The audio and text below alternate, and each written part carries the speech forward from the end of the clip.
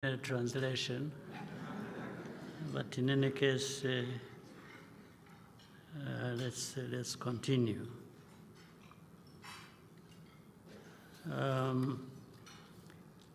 Excellencies, ambassadors, high commissioners, representatives of international organizations, members of the Consular Corps, senior government leaders, distinguished ladies and gentlemen. It has been some time since we last met, and it is a pleasure to connect today.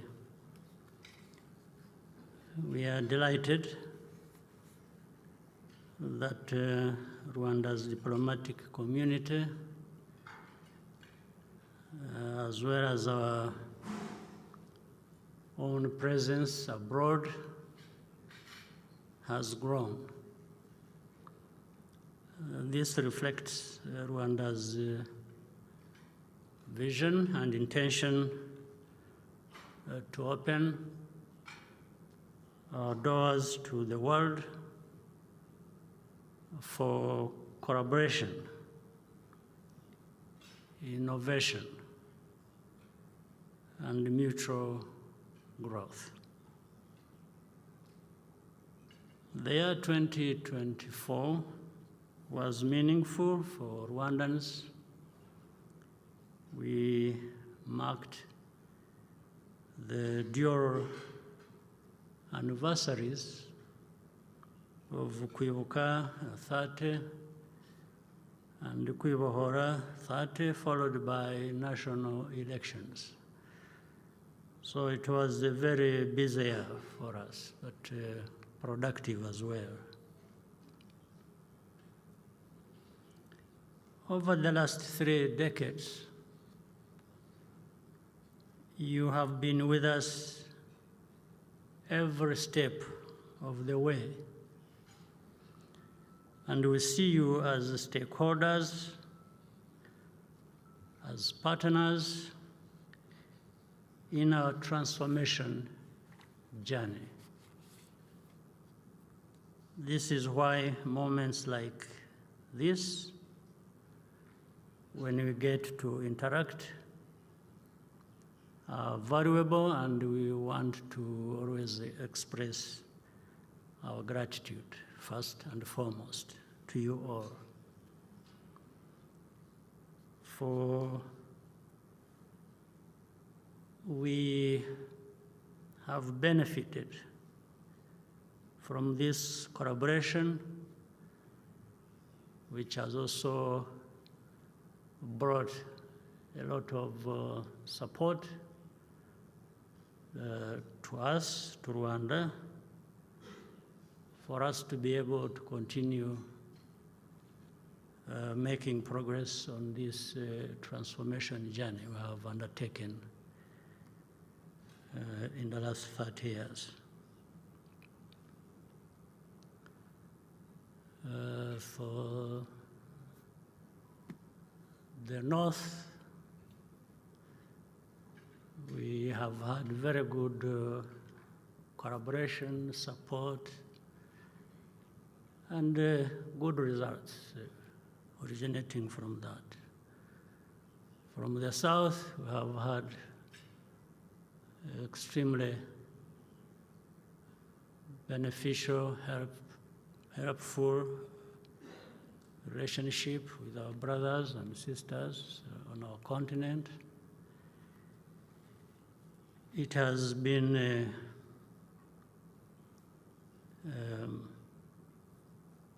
a good journey with everyone. So I take this moment to thank you all very much for this. Now, you know, earlier I was telling our people, when the minister and the representative of the diplomatic corps were taking turns to speak, I asked that mine comes much later for a reason. Because first of all, I want to take time with you.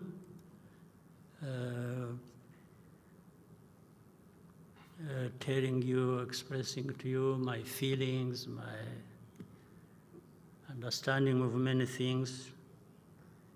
This is an opportunity I can't miss.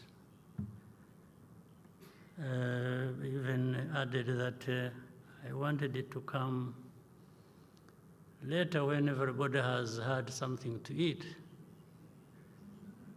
just in case some of the things I would be saying may not go well with your appetite. But you bear with me in any case. That's part of the lives some of us have to live.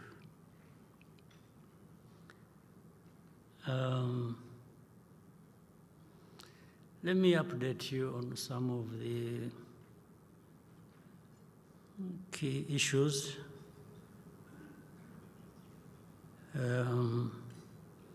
Regarding peace and security and politics and governance and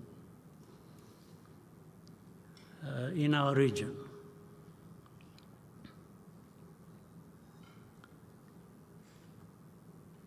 One, in our relationship with each other and the globe as it is divided and so on and so forth. You see, there are people who, and maybe rightly so, it should really be fine. People who talk about, a lot about values and interests, and so that those must be fulfilled. I actually agree. We should all have certain values that guide us through whatever we do and over many years. But when you say that, what do you really mean? Do you mean values and interests for some and not for others? Or you mean values and interests that should apply to all of us, irrespective of where we come from? Now, if you have taken responsibility, a global responsibility to say there are certain values you're going to insist on, you're going to push for as hard as you can, and these ones should also come along with the interests as we know them. Still, that's fine. But it also gives you a responsibility to really walk the talk or to mean what you are saying. If you're talking about values, then I'm sure you mean that, and the first person to respect those values are those who emphasize them.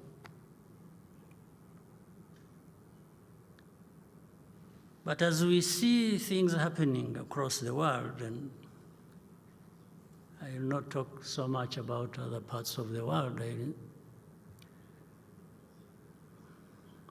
confine myself to our part of the world, the region and continent. Then I'll also raise another question. Is there a moment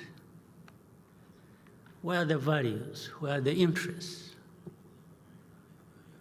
people talk about become incompatible with the truth, with the facts, or with evidence? I don't think they need be incompatible. It's actually possible to drive hard for values that you believe in, even mind so much your interests, but at the same time, those could very easily be served by truth, evidence, facts, as you interact with other people and other parts of the world.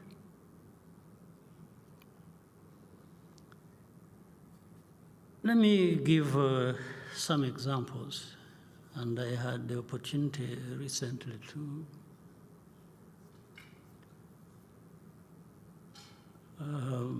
address journalists, and they were bringing up questions that are important. On my mind, there is this problem we have in our region. There are many problems across the continent, but let me talk about our region.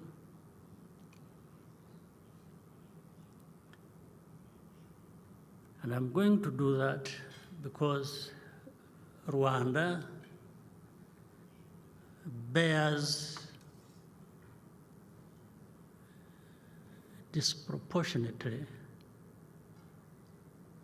a huge amount of burden relative to our responsibility in any wrongdoing, if at all. And again, it plays out like that, selectively, and on the basis of the disparities that are in the world, where evidence, facts, even what is right, don't really matter. What matters is what somebody must say, irrespective of whether what they are saying takes into consideration facts, evidence, or truth. You know, the problem we have in our region, in Eastern Congo, that has brought in so many countries to be part of it from our continent, but there have been even more countries from outside of our continent involved in one way or another, and unfortunately, many times the wrong way. And this wrong way, we are told, must be the one to prevail.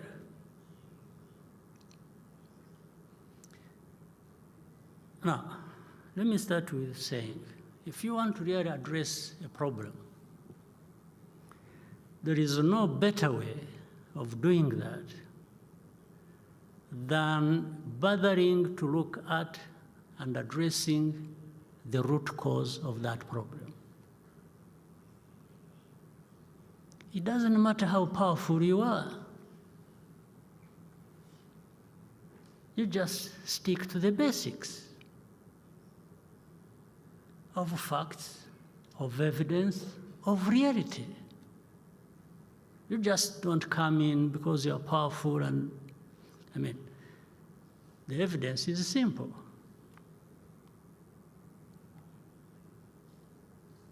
We have heard the UN, the peacekeepers under the UN in that country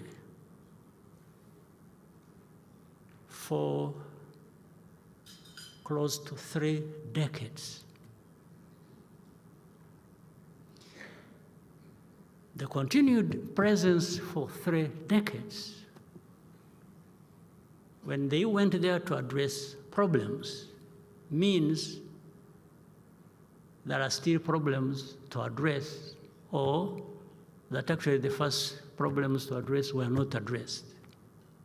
Otherwise, why would you stay in a place purportedly to address a problem, and you are there for close to 30 years? Normally you would come in, maybe it takes you 5 years, maybe it takes you 10, and you would exit because you would have addressed the problem that brought you. So what are the returns for that investment? Of such a big force, under such a big body like UN, and so much money spent on that, what is the return on that investment? Other than continuing to have problems getting worse. That also shows, or maybe prove, this will prove why Rwanda has to carry the burden of this problem. It is a way of escaping responsibility. That's the shortest, easiest answer when people ask, why have you been there for this time and you still want to be there? It means you didn't address the problem. So the easiest answer is no. But Rwanda keeps being part of the problem.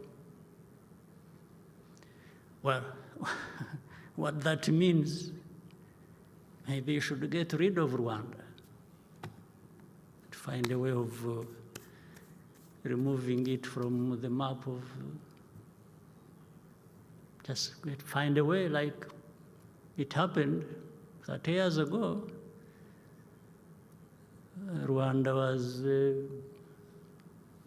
being destroyed to the point we should not be existing anymore. And again, associated with that, the very people who murdered people here in Rwanda, those who carried out the genocide,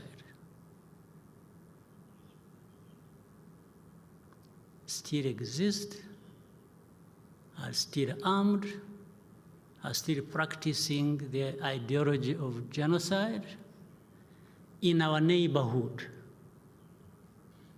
in Eastern Congo, supported by government, supported by leaders in that place. On the watch of this international community that talks about values, that talks about interests, that deployed this UN force into Congo to actually eradicate, among others, that problem that originated from here, be it the genociders or the ideology itself. And people do it with impunity. And then arguments start. We have had arguments again through different quarters of this international community. Oh, you mean these FDLR, these genociders, but are they there? Are they still there? But we are told they are few. We are told, when you say, no, but you see it even in broad daylight. The statements made by government leaders. And you are wondering whether they still exist, whether they are there, or what they are doing, or you pretend for 30 years, you can pretend. Now the problem becomes, oh, Rwanda is in Congo, you have forces in Congo, you are occupying Congo, you are doing what? In this day and age, and even with Rwanda, its capacity, are we people who can actually do that? That limited capacity of ours, and but even why? Why do you? What came first? Is it this problem that we have to deal with? Threats, daily threats, regular threats against our country and relating to our history? Or because of that, or in addition to that, we now want to become people who can go and occupy places? Really, the people, can they convince anybody that they even believe it, or they are using it simply as an excuse? Even if you believe it, why don't you find a way of denying Rwanda this excuse and remove these people from there, because that is even in the mission that took there the UN peacekeepers. What happened? So then,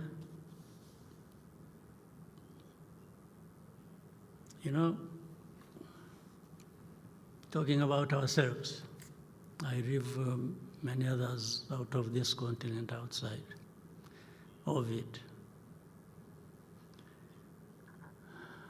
When I see, I know leaders when I see them. I also know idiots when I see them.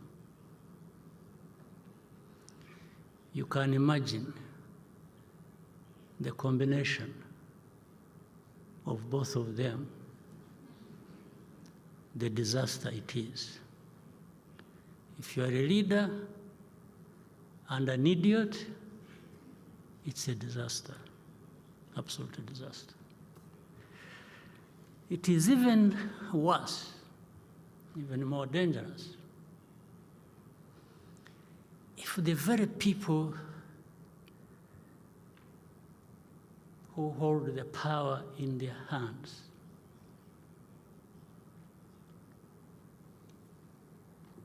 decide that they will be manipulated and played around for some interest by idiots.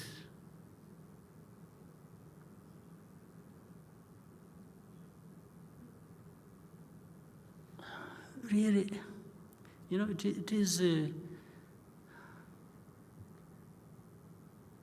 I have had interactions with many of our leaders on the continent. And among other things we talk about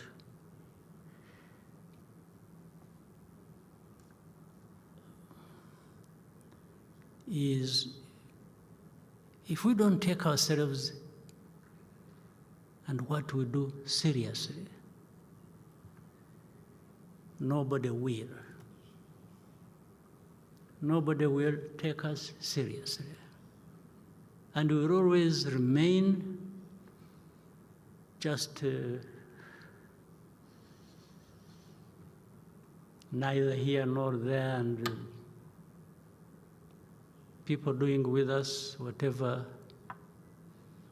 they want without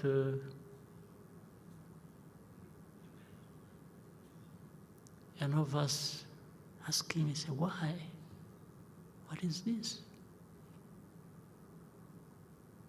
And then in the end, we start complaining about, oh, you know, this is racism, this is blah, blah, blah, blah. Well, but I think we are the ones who drive ourselves in that kind of situation. There are things we need to be rejecting and doing so openly and without fear or favor. Why? Why can't we do that? Why are we not the kind of people?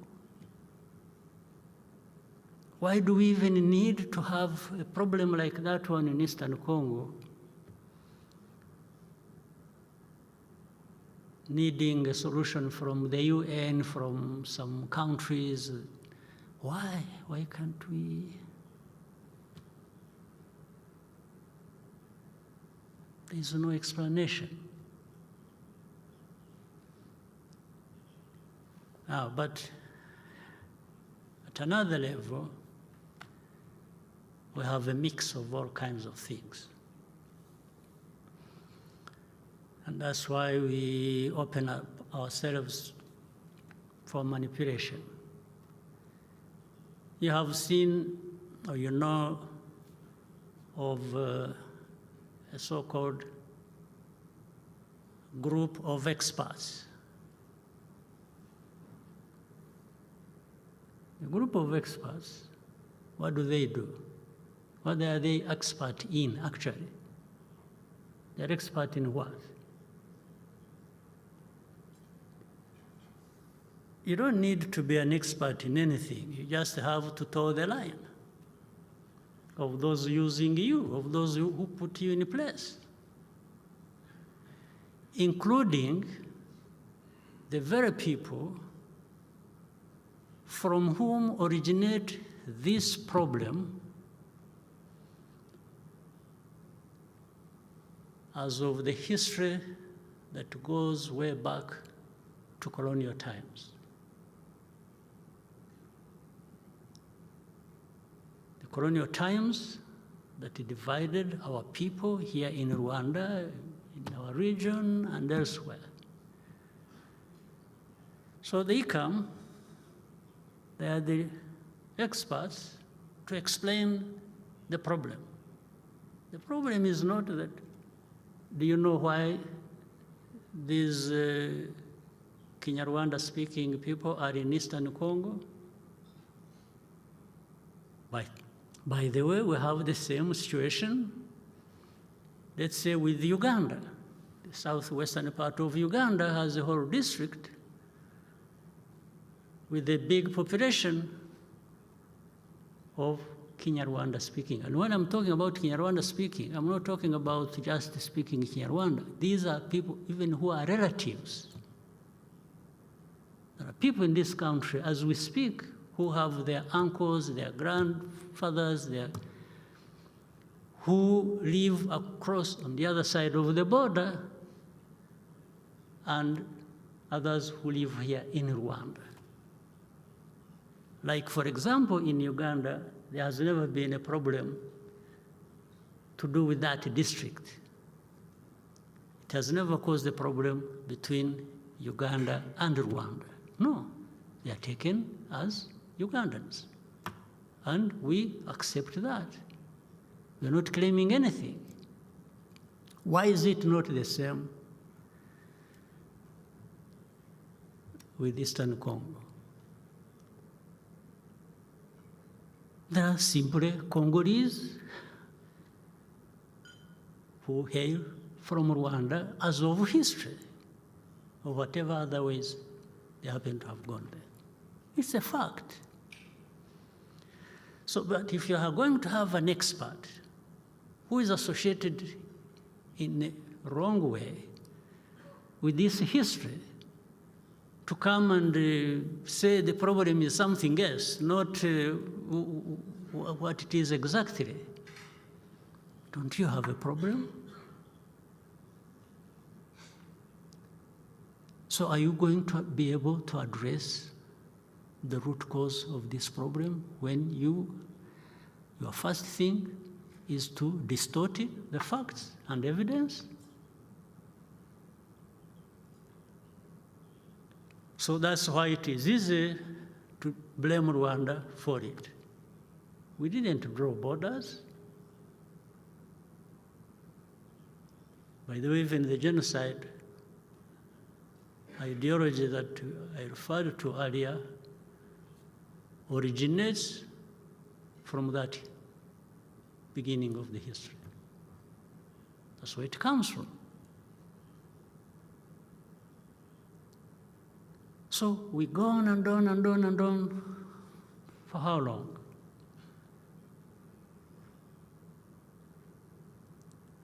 So if you think Rwanda is in Eastern Congo causing problems,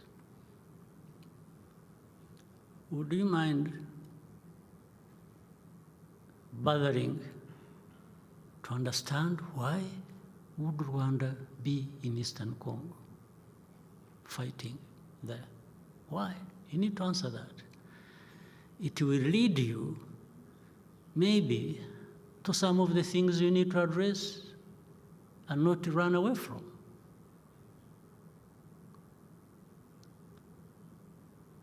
But to simply keep making statements, threatening, doing all kinds of things,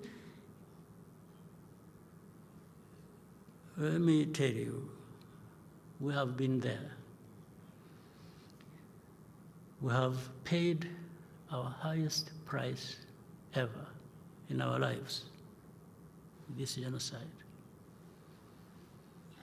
I don't think we can be made to suffer in all kinds of ways. We can do, but we will never, never, never go back to paying that similar price we paid 30 years ago. It doesn't matter how powerful anybody is.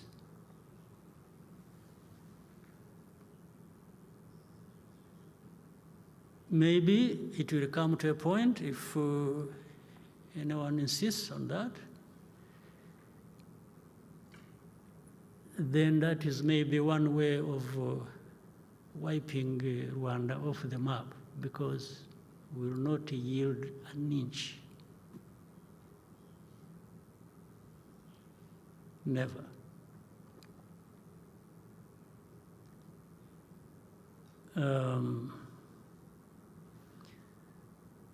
But we can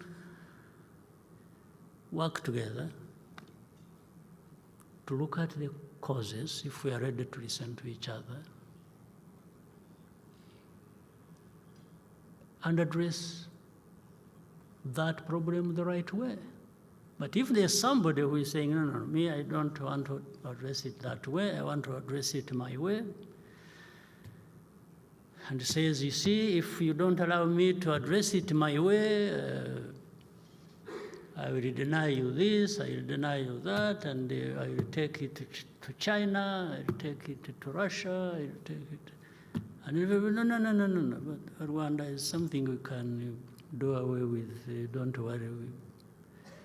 That is called babysitting leaders, and not pushing them to take their responsibility, but it won't work. One way or the other, it will not take us, Rwanda, back where we started from 30 years ago. No way. I know, of course, there are even some who, after 30 years, are still questioning, what happened? Who killed who? Who, you know? The sort of pretense that exists is just what gives us that justified anger and above all, the energy to fight back sufficiently. Now, again, to the values. You know,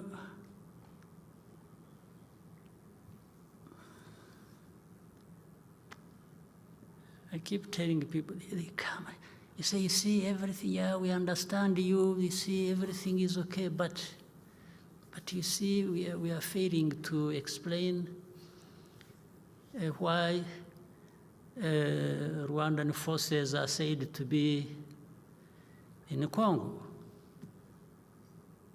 Oh, and I asked them, I said, even before we are sure of what we are talking about, can you explain to me why FDLR is in Congo and being supported by government of Congo, and they have brought in Burundi under the same ideology and supposedly to fight M23, which is of Tutsi ethnicity, therefore related to Kagame and others, and these ones have no chance of living. They need to be gotten rid of. So you leave all that intact,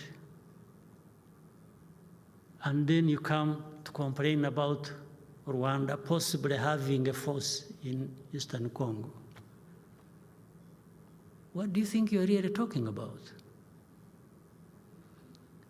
And then you say, okay, you see, you know, defensive measures that Rwanda has taken should be removed, and we shall make sure that, you know, FDLR, we get rid of it. That has been 30 years there, and they have not gotten rid of it. And then you say, oh, we shall convince the government in Kinshasa. After all, you know, it is not the president who is the problem. It is his advisors, and it is, you know, these ones who are openly talking about genocide ideology are just some people. We are going to tell him to take care of them and to put them aside. I mean, this story has gone on. I mean, do you really think you are talking to kids or also who? But why would you even be talking to anybody like that? So let's leave the problem as it is. Use Rwanda, be silent about it, and we'll see how we can address it. And then recently, oh, Rwanda blamed, we didn't go to Rwanda. Rwanda, I'm friends with the Angolans and the president and Rwanda and so on. But that was not a visit of that kind. It was a visit to address problems. It was not a visit to have an opportunity to take pictures and, no. It's not going to be the case. The problem must be addressed, and it can be addressed. It can be addressed. We all need peace. Rwanda actually needs peace more than anybody, because we have already tested the lack of it and the meaning of that.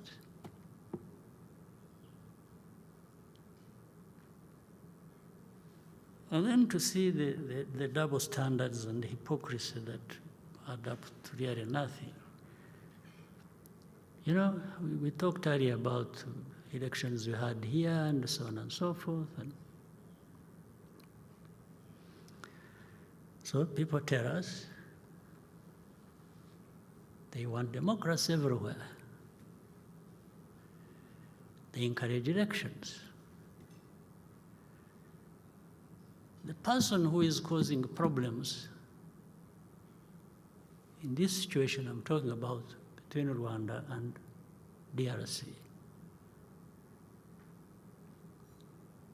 has never, twice, been elected. And you know it. You know it. But this is why I was saying it doesn't matter evidence, it doesn't matter facts, it doesn't matter the claim. It's just what you think applies to you for that moment, for your benefit. The rest, it doesn't matter.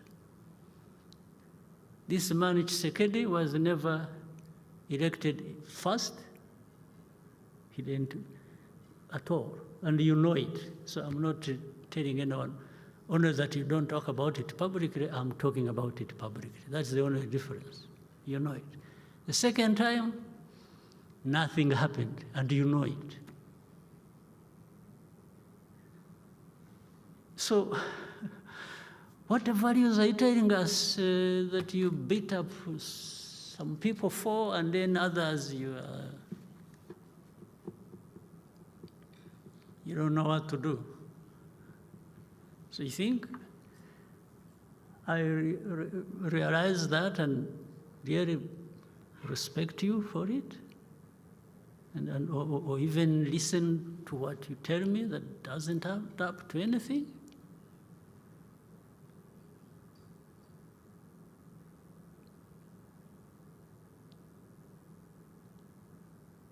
So,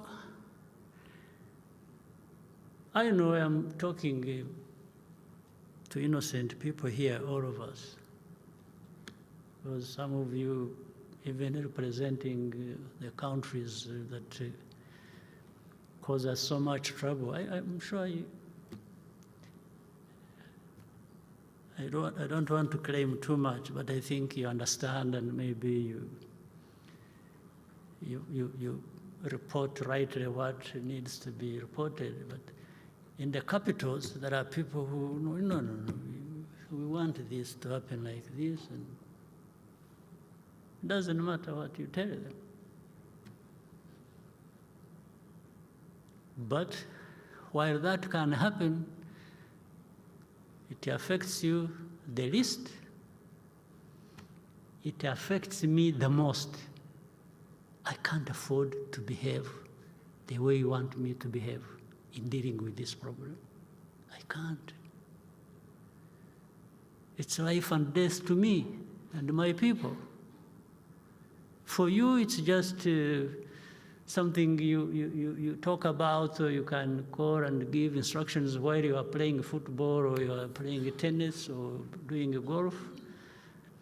It is as simple as that for you. But for me,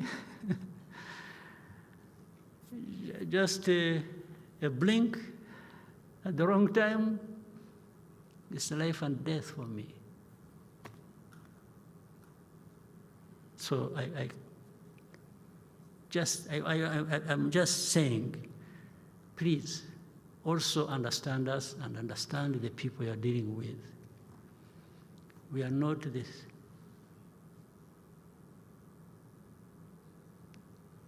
Same old idiots you dealt with 50 years ago. We are not. Not at all. Not anywhere near to that.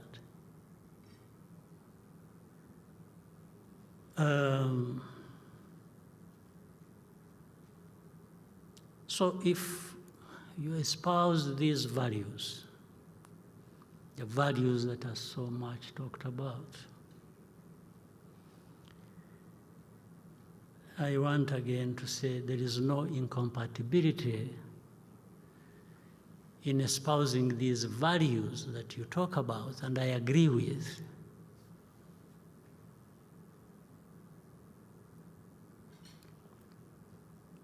And even fulfilling your interests. There's no incompatibility.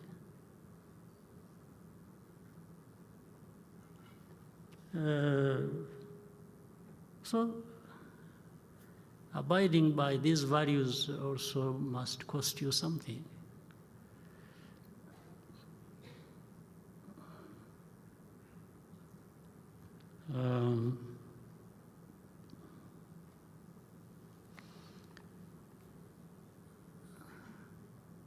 That's why some truth has to, you know, with our partners, we have been told, want you to develop, to prosper, to do this, to do that. At the same time, I remembered a story. You know, there's something called AGOA, African Growth Opportunity Act. We were part of. It's a wonderful thing, really well thought out. But little did we know it was to serve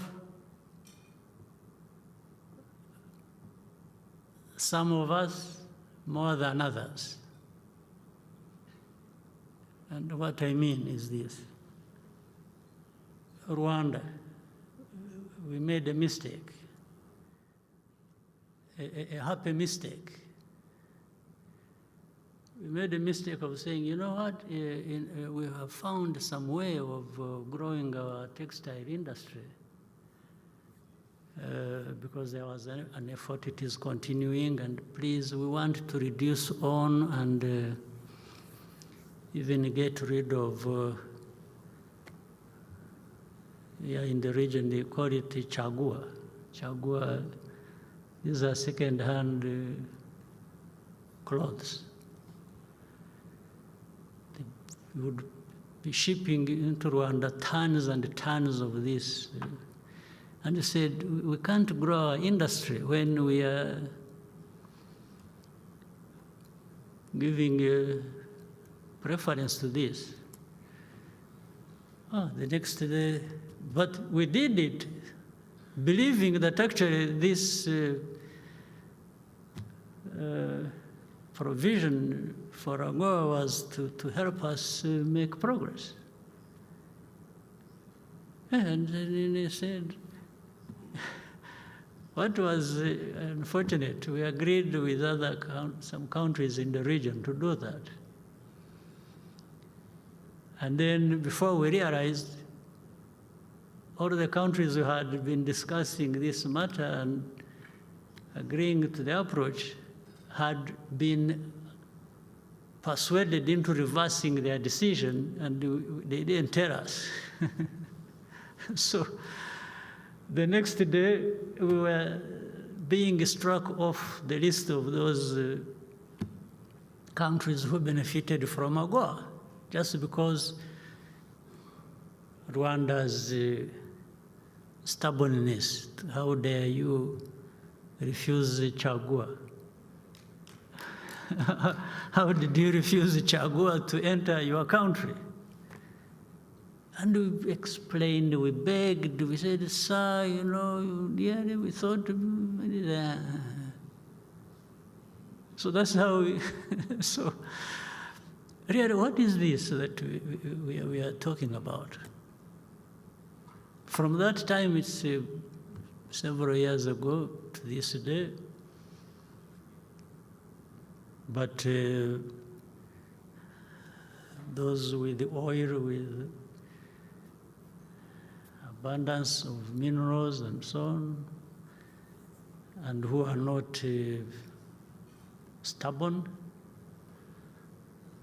those are the ones who continue to benefit. So I pointed out all of those things. You just get a feel of what is it that is happening that we should, what is it that is right, what is it that is wrong for one to do and to make progress. You can't be sure. And meaning you can't be yourself, you can't decide for yourself, you have to wait until somebody says, I want you to do this, you should be doing this, including telling you that you should be making yourself open to some vulnerabilities, like you should keep quiet, you should do nothing about dealing with the insecurity around your borders. Well, but insecurity around my borders affects me. It doesn't affect you, it affects me. You're not even ready to help me to actually be able to deal with my situation. Now they start, oh, no, you see, Rwanda, they started striking us off some lists of beneficiaries for that. They even say, we have, but when they found out it was not the case, when they said, you know, something to do with the child soldiers. You know, I convened a meeting and I called the commander and said, do you have children in our army? He said, I've never known this. They said, no, sir, there is no truth in that. But what you are being accused of is that the country is being associated with child soldiers, or an entity that has child soldiers in another country. I said, oh, at least on that one, even if it is a wrong thing by somebody against me, and there's nothing I can do about it, I just relax and keep quiet. So we kept quiet. There are things we can't have nothing to do about, and we can't do anything. So we just become humble and wait it out. Then we have operations in Mozambique, in Central African Republic. And by the way, for Central African Republic, were asked by the country to go and help. And you were also asked by the countries, developed countries, actually that we should help. And we agreed. When we agreed and went there, the country that asked us to help and even airlifted us to that place, we never heard from them a few months after. And then we were asked to do the same in Mozambique. We went there. Before we realized, when we were telling Mozambique and the partners, and say, you know what, we are able to do what we can do, but we can't do everything. At least with Rwanda, limited resources in all ways, we can't afford to finance our operations there. It either has to be the country where we are running the operations or partners who want peace there and who have made investments there, by the way, after all. And we were left on our own. And when it came to some help that came from European Union, it came grudgingly. And you ask, they say, why are you grudgingly assisting us? They say, yeah, you see, some people are saying you are in Congo. You say, no, yeah, but let's put that aside. Here we are in Mozambique. You're talking about Mozambique. So are you going to punish Mozambique for our crimes, for our offenses, for doing what you don't like in DRC? It is a bizarre situation. Why don't you take care of Mozambique and help them? And for us, we are helping Mozambique. If you are helping us to help Mozambique, you are still helping Mozambique. It has nothing to do with Congo. For Congo, we shall handle that with you and anybody else who is interested on the merits of that situation.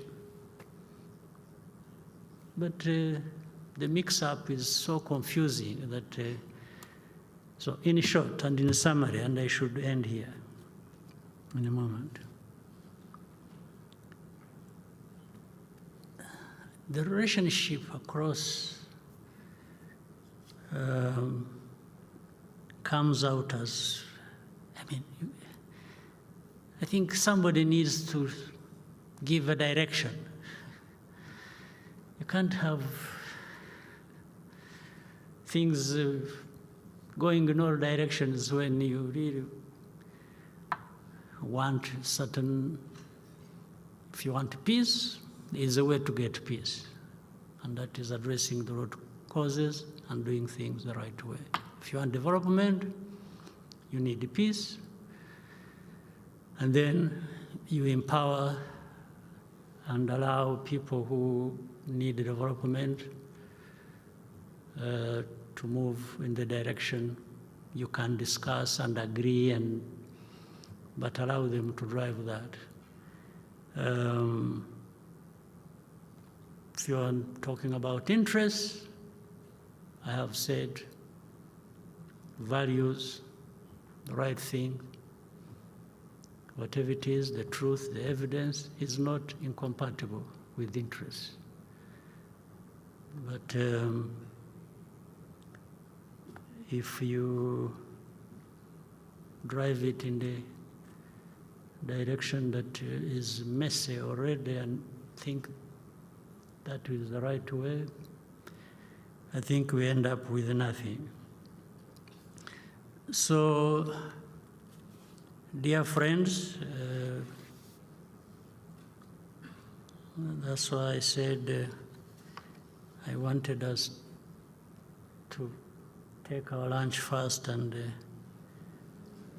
so that you can bear with me on all this.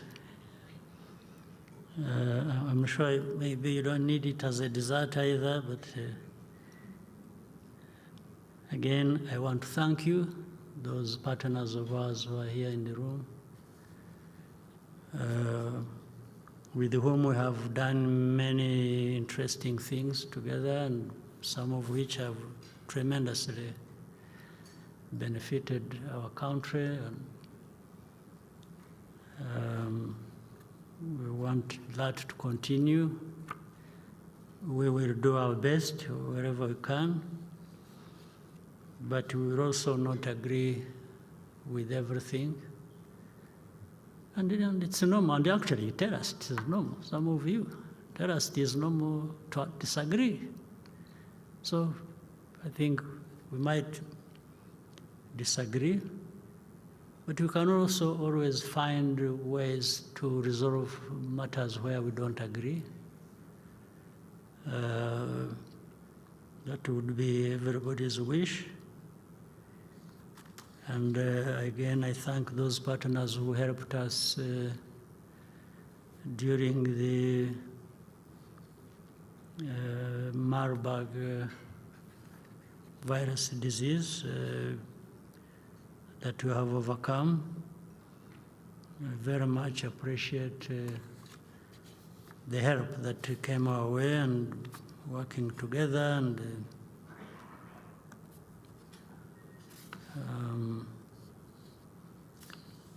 so I wish you once again, I have done that before, a very happy New Year. We are still in January, and I hope the New Year 2025 will be prosperous, fruitful, and a very good one for all of us. All the best to you.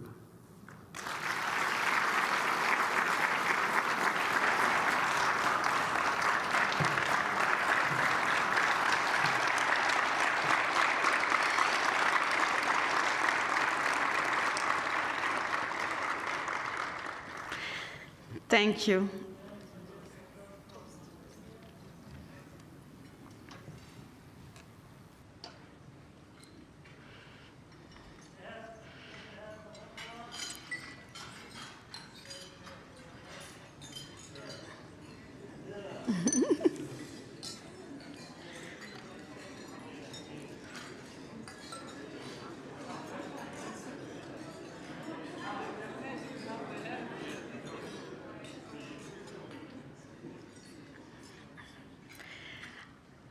Thank you, Excellency, for the insightful remarks and for the toast to the countries represented here and beyond. May you enjoy your desserts.